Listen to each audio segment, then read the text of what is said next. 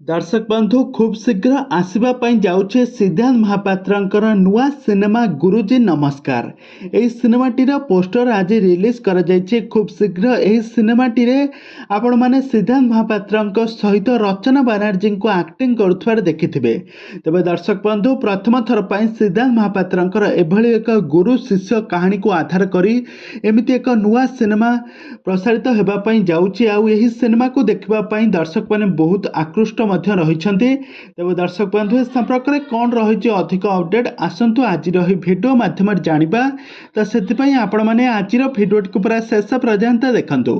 आ पूर्व जदि आपण मैंने आम चैनल को सब्सक्राइब करना सब्सक्राइब कर पाखर बेल आइकन को दबाई दिंतु। दर्शक बंधु आपण मैंने सिद्धांत महापात्र एवं रचना बानर्जी जोड़ी रे तो आपण मैंने बहुत सारा ओडिया सिनेमा देखिथिबे।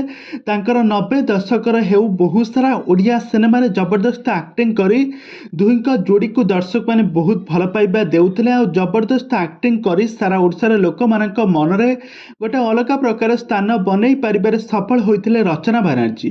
तो रचना बानर्जी वर्तमान समय सिद्धांत महापात्र सहित पुणी थे 2024 मसीह पुणी थे गोटे नुआ ओडिया सिनेमा अभिनय करने जाउछंती गुरुजी नमस्कार। एमती एक नुआ आद्य कहानी आधार को नहीं नमस्कार करुछंती रचना बानर्जी।